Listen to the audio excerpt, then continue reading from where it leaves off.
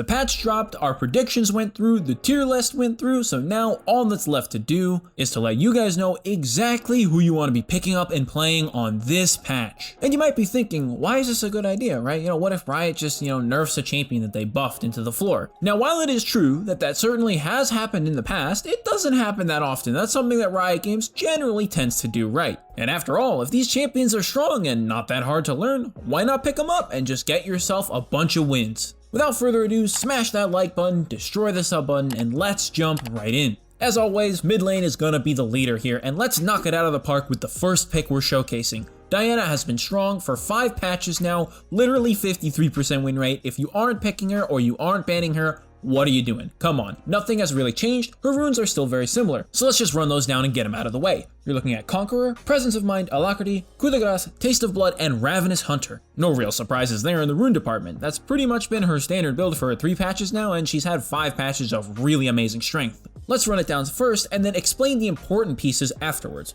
First up, you're going to be looking at Protobelt, then Sorc Shoes, then Nashor's Tooth, and then Zanya's with a Rabadon's and a Void to finish it all off. So what does this do that's special for you, right? Why do you build this now? What does this change? Well, if you notice, in the first 3 items, you are hitting the 40% cooldown reduction cap. And that lets Diana go crazy as fast and as often as she possibly can. And this build also blends covering her weaknesses while also amplifying her strengths. You've got survivability, mobility, attack speed, defensive actives like, Zanya's with armor. Everything is there that you could ever possibly need. Maybe other than that Diana guide on our website, but more on that later. Jumping on to our second pick, we've got an absolute shocker here. Bear with me, Garen mid. Now wait a minute, freeze, hold that thought. Trust me, just wait. Delete the thought that you want to delete me from existence until I finish explaining. Right now, a lot of melee mid laners are really strong, and plenty of them are assassins. And Garen has a very pronounced strength against champions who want to burst people down. Not only does he have a silence to disrupt combos, but he has his own self-shield, self-resistance gain, and bonus movement speed and tenacity to be able to get out of those sticky situations. Alright, if you still don't believe me for some reason, let me just tell you this.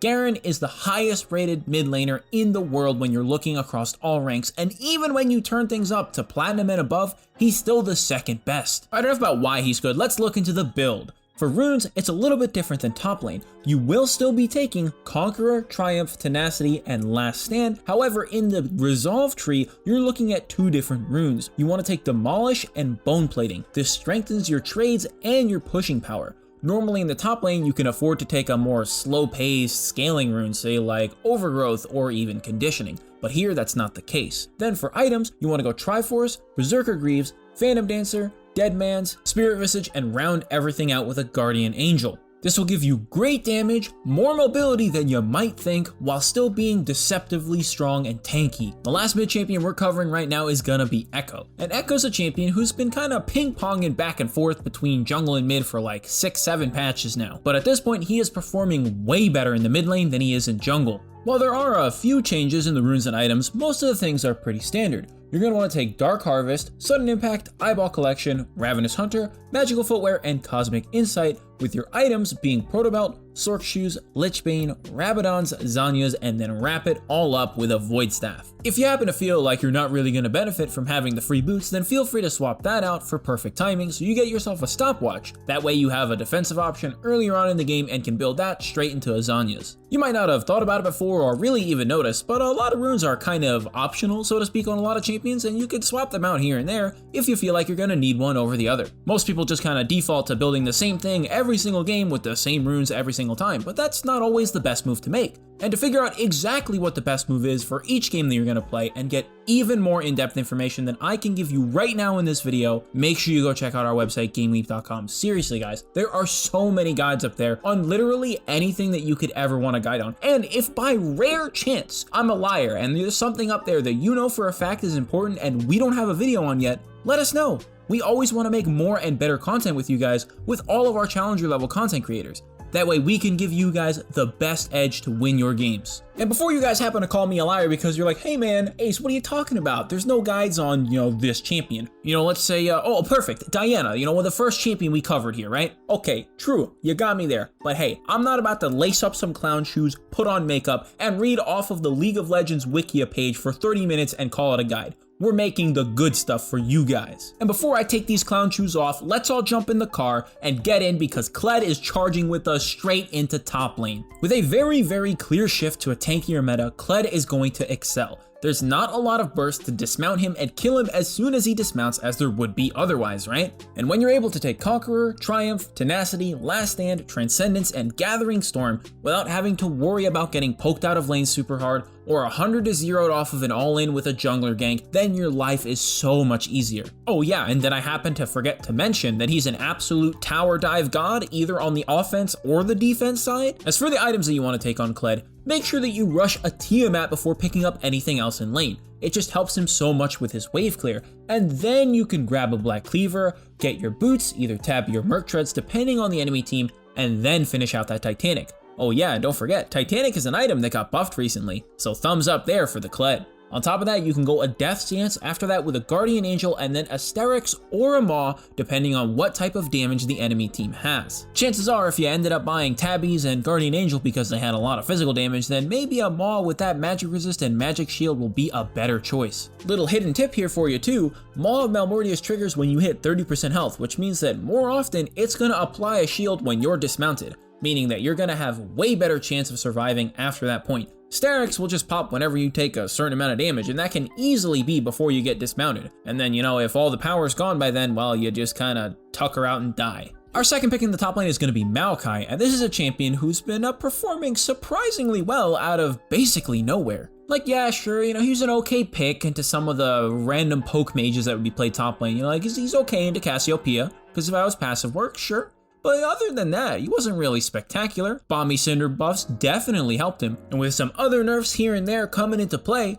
he's actually in a very solid spot right now. For runes on Maokai, you're going to want to take Grasp, Demolish, Second Wind, Overgrowth, Mana Flow, and Transcendence. These runes are just amazing for you in lane. Maokai doesn't really need Aftershock, and Grasp amplifies his trading and healing power in lane. Usually you also get left alone in the lane sometimes when other types of champions try and roam, you know, say like a Shen ultis across the map or a Pantheon ultis out of lane, right? Sure, Demolish proc on the tower. Free money. This has a really big impact, especially with the new tower plating mechanics where they give more gold. As far as items go, you're definitely going to want a Sunfire. It's just so good on every tank right now. And then after that, pick up your boots, tabbies, or Merc Treads, depending on the enemy team, as always. I feel like every single time I say that, somebody should like drink. Obviously water, because water's healthy for you lads. Anyways, then after that, you want to pick up a Spear Visage, Iceborne, Adaptive Helm, and Thornmail. This just makes you an unkillable god pretty much. You heal a ton, you take reduced magic damage from rapid fire sources, you've got the Reflect from Thornmail, the damage from Iceborne, the cooldown from Iceborne, it's all so good for you. Last champion for top lane that we're going to be talking about is, yep, you guessed it,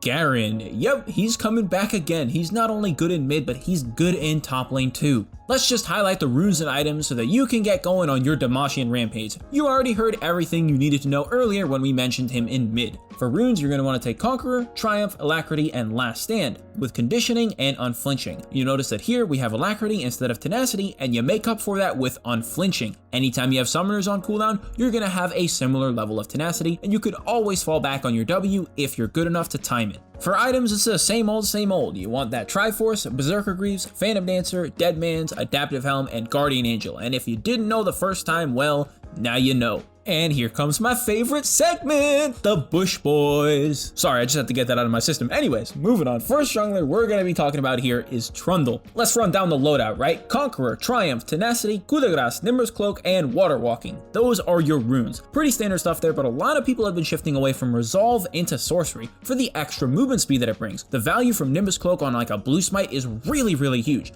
Get to smite somebody, steal like what, 30% of their movement speed and get even more movement speed from Nimbus Cloak? Thumbs up from me. For items, you're going to look at Stalker, Cinderhulk, Mercury Treads, or Tabby, depending on the enemy team. Make sure you take that water drink right now, and then pick up a Titanic. Now, similar thing applies here from Kled. You want to pick up your Tiamat early on, as Trundle really doesn't have that many mana problems. Like, you maybe use your Q and maybe your W on a given camp, right? So it's not a big deal if you just pick up a Tiamat and start clearing like crazy. After that, round everything out with that Stone Plate, Spirit Visage, and Thornmail. That'll give you plenty of tankiness to go around for pretty much anybody, especially when you combine it with your R. The next top performer from the jungle that's coming into the ring is Zac, and Zac has a pretty standard loadout here on the rune, so let's just go over that first. Aftershock, Font of Life, Conditioning, and Revitalize. Perfect Timing and Cosmic Insight are going to be your backups here in the inspiration. As you see, the Zac build almost always gets a stone plate at some point, and the stopwatch value is insane on him. Now let's take a look at items, which it doesn't really seem very tricky at first, but the last item is definitely going to throw you guys for a loop, alright? So you're going to want to get your Stalker Cinderhulk for that blue spy movement speed, catch potential, damage, all that good stuff. Then pick up your Merc Treads or Tabbies, then grab a Spirit Visage, and then a Stone Plate,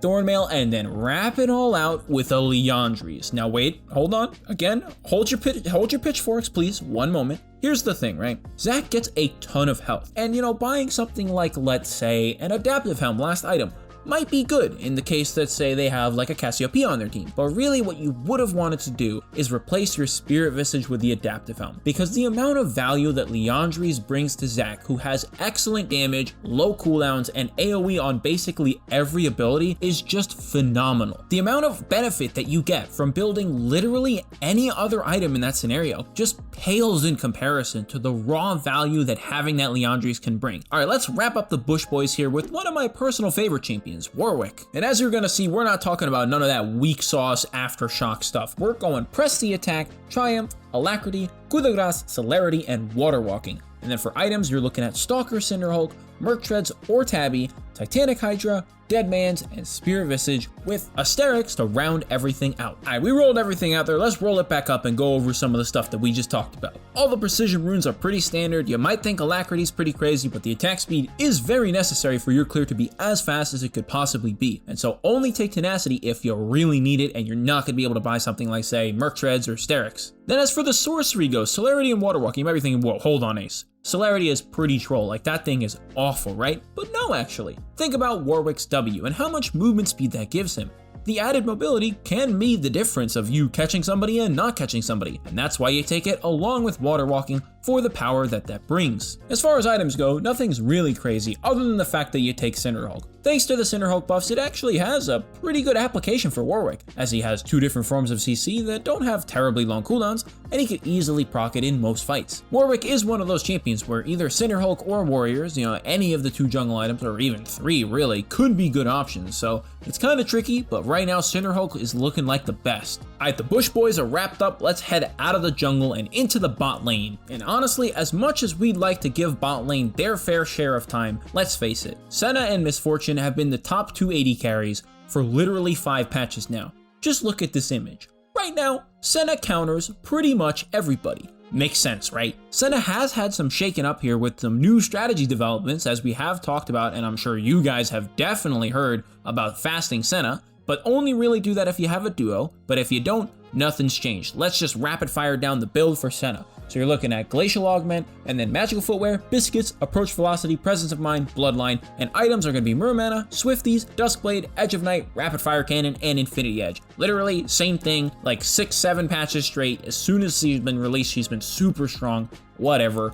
Go next. Looking on to Miss Fortune, she actually has had 0 changes and it has remained relevant for quite some time now. For her, the runes are going to be Press the Attack, Overheal, Bloodline, Coup de Grace, Nimbus Cloak, and Gathering Storm, with items being Essence Reaver, Berserker Greaves, Infinity Edge, Rapid Fire Cannon, Bloodthirster, and Wrap It All Out with a Mortal Reminder. Now, unfortunately, while these two champions are dominating the game and kind of sort of stalemating the bot lane meta, so to speak, there is some fresh blood in there, and we're going to be talking about Kog'Maw and giving him a little bit of a spotlight to shine. With all the tanks coming through and a lot of people having a lot of health, there is a good reason why Kog'Maw is doing well, and it's, besides like boosting strats with like Kog'Maw Lulu or whatever, while he does have strong synergy with Enchanter supports, if he has a big beef boy frontline, he can afford to hit all the other tanks and all the other champions in the game as much as he wants from his extended range and just absolutely shred them to pieces. And while we're on that topic, let's go over the runes real quick and point something out that I have mentioned before. You're going to want to take Lethal Tempo, Overheal, Alacrity, Coup de Grace, Nimbus Cloak, and Gathering Storm on Kog'Maw. But here's the thing, as with all other AD carries, if you notice that the entire game that you're playing in is just filled with meat men, then you might want to consider taking Cut Down as having that extra advantage for the increased damage to the tanks who are going to be trying to shove their hands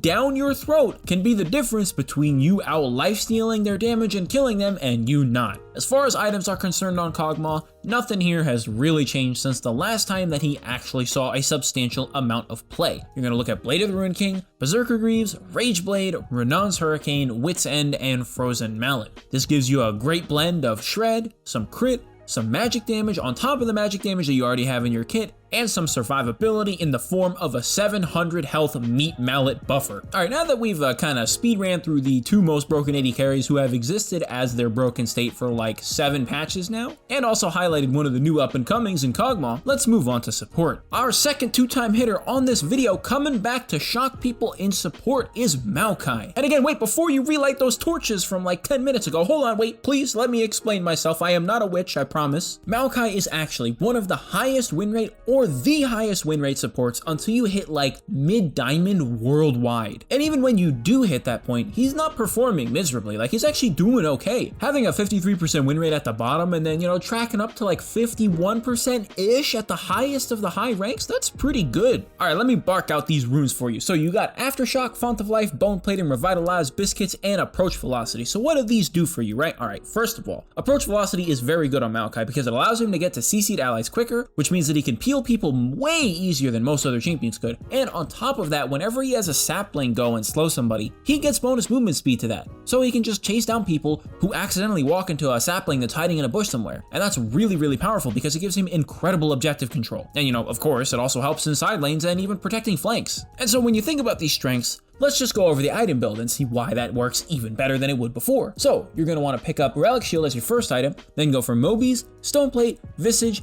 Zeeks, and Warmogs. This gives you like a ton of cooldown reduction, a ton of health, good magic resist, good armor, good slows, more CC than you could ever have normally, and it's just amazing all around. You're not really easy to kill thanks to the Stoneplate. You have good regeneration thanks to your passive, which is further helped by the amount of health that you bring and the health that you get while you have your Stoneplate on, which is amplified even more by Visage and even more by your runes, and it's just like, all right, when does it stop, man? Your head starts to hurt as you start to think about all these factors that come together and just make Maokai a good support. Most of the time, champions don't just hit like 53% win rate for no reason. There are things that exist behind the scenes that you might just not be thinking about as to why they're strong. And Maokai is one of those champions who's kind of just risen up from nowhere. We actually covered the Maokai support build on one of our Korean builds videos, and we kind of anticipated that it would be good, but not this good. For the last 2 supports, we've got more traditional ones, so let's move on to the second one. Let's talk about Nami. And for runes on Nami, you're going to want to take Airy, Mana Flow, Transcendence, Scorch, Bone Plating, and Revitalize. This helps your healing, it helps your mana sustain, it helps your trading in lane, it helps your shielding, it helps literally every single thing that Nami could ever want help with. And when you think about it like that, you know, every single rune plays in some really, really important way to how she wants to play the game, then you can see why she'd be very powerful and the main contender for the top support spot right now. She is by far one of the most played supports in the game, ranking 4th only behind like Senna, Nautilus, and Thresh. Even with her ridiculously high popularity, her statistics are looking so insanely good. For items on Nami, you want to pick up your Spell Thieves as you do poke quite a bit in lane, and it always is nice to have that extra AP. Then after that, make sure you grab your Mobies, Athenes, Ardent Sensor, Redemption, and round everything out with the Shurelya's. This will give you really, really good mobility and allow you to hit 40% CDR while actually even going just a little bit above the cap, but you're still getting really useful items for it, and it's okay as Transcendence will give you extra stats because of your overflow. Not only are you getting all the mobility from your spells being low cooldown, you of course will have the Shurelya's active for even more, and you've got even more healing and redemption, built-in extra healing from your Athenes with nice magic resist there to keep you alive, and of course Ardent Sensor is just great for any auto attack based champion and is also really good on Nami. But since she brings such high healing, decent CC with extra damage, no surprises there. Nami is gonna do well right now in a meta where not everybody can get burst out super hard even if they only have just a little bit of healing. Last champion, Sona. Let's go over the runes. Airy, Mana Flow, Transcendence, and Scorch. Sounds kind of similar here, huh? But then you're going to be switching it up for your secondaries, taking Presence of Mind and Cut Down. Now this is very, very important because I want to point this out. The fact that Sona players are performing the best and have the highest win rate when they take Cut Down very, very clearly shows that they are picking Sona in response to enemy teams who have a lot of high health champions. While yes, Sona's base health is low, you're not going to get that much value out of that rune. It's very clearly aimed towards an effort where you have a more squishy build, but you still play for the late game and decide to do as much burst damage as you possibly can to people who are diving your carries to take pressure off of them. That's the sort of playstyle that you're going to want to be looking to play in as you're playing Sona. So as far as items go, you're going to want to take Spell Thieves as your first item, and then get Lucidity Boots, as you really want the cooldown reduction on Sona. It just helps. Then after that, pick up your Athenes, your Ardent, Redemption, and Shirelias, a lot like Nami. The main difference here is that you're not going to be playing like Nami where you have the potential to engage fights. While you definitely do, it's not as good and it's very risky. Most of the times on Sona, you're going to be using your mobility and the fact that you give your team mobility and healing and damage bonuses to kite out fights. You want to bring the enemy back towards you, and that will allow you to line up an incredible crescendo and just stun most of the enemy team. If you manage to stun like 2 or even 3 champions who are diving your team members, they're not going to get the job done, and they will die. And that, my friends, are the top 3 champions for you to pick up and play right now on this patch. And to have a source that has all the information that you need on a lot of the champions that we've covered in this video, make sure you go check out our website, GameLeap.com. Even if we don't have a guide on a particular champion right now, we are always working to make more and better content for you guys, and everything that we have is made by challenger level players, so you know that you guys are getting the best edge that you possibly can for your games. If you made it this far, thanks for watching the whole video. What do you guys think? Any sort of sleeper OP champions we missed? Make sure to let us know in the comments. Anyways, as always, my name is Ace Windstorm, and I will see you all later.